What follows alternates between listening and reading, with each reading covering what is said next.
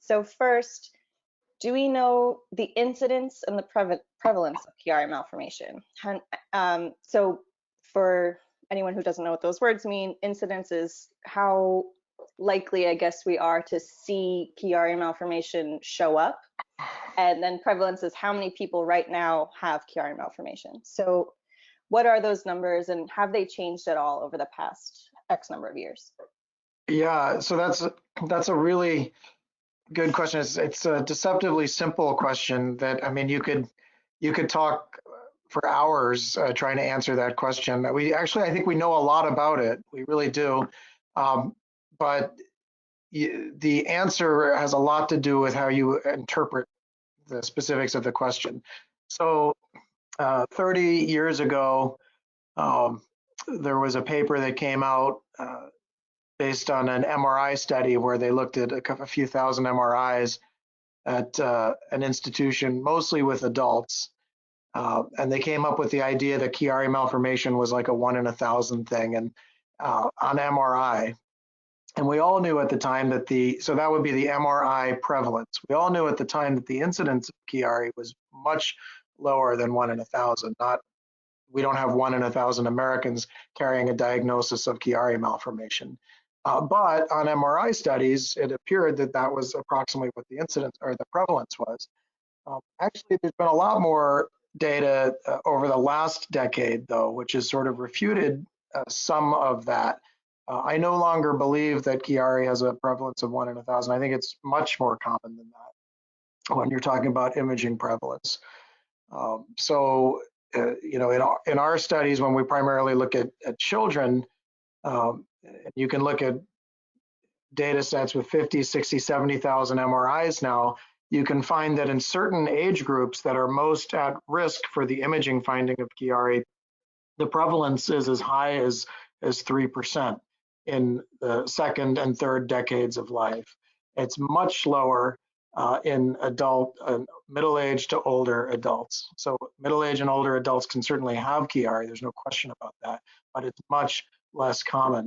So actually the initial data, the 1 in 1,000 number, is correct if you're talking about really old adults, and that's primarily who they were studying. If you study the whole population, taking into account all age groups, it's probably more like 1 in 100. And if you study kids, in particular, kids in the second decade of life or young adults in the third decade of life, then it's even more common than that. So that's based on our data. There's also a nice paper in the New England Journal a few years ago that looked at the incidence of incidental pickups on brain MRI scans done for any reason. And they were not primarily interested in Chiari malformation, but they just sort of mentioned parenthetically that they found Chiari malformation in about 1% of their studies. That correlates really well with what we've been finding in the Chiari world as well. So sorry, that became a long answer, but I think the really short answer is, in the human population, I believe the MRI finding is about 1%. I believe it's less common in older people and more common in younger people. But taking everything together, it's 1%.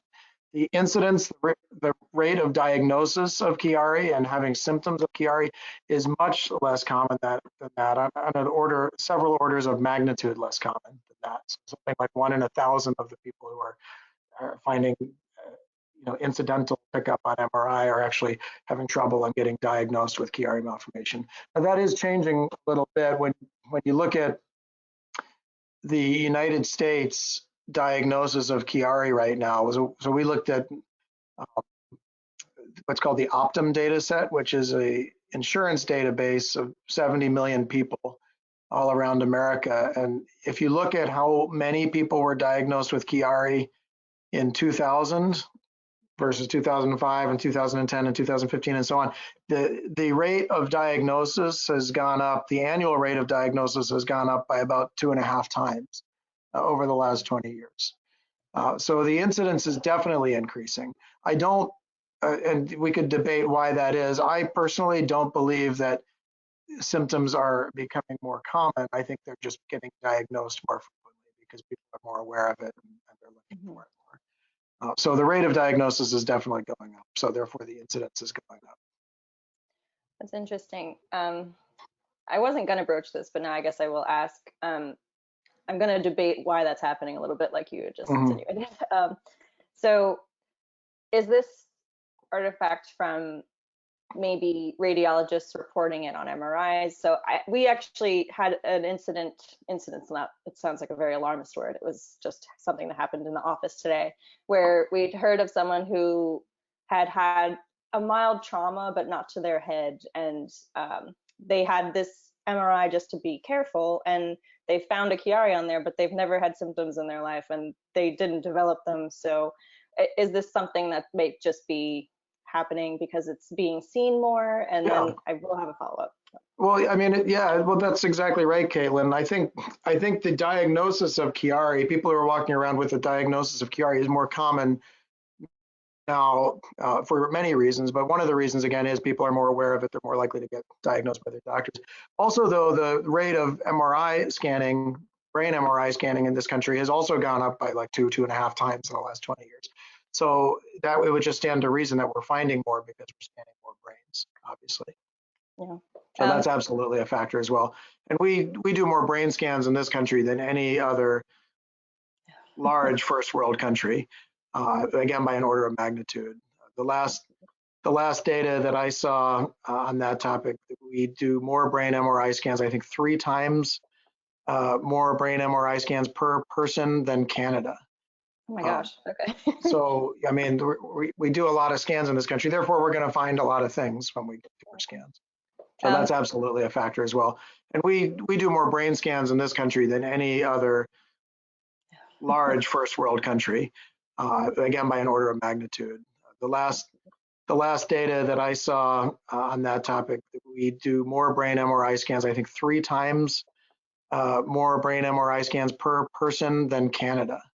Oh my gosh. Okay. So, I mean, we do a lot of scans in this country. Therefore, we're going to find a lot of things when we do our scans.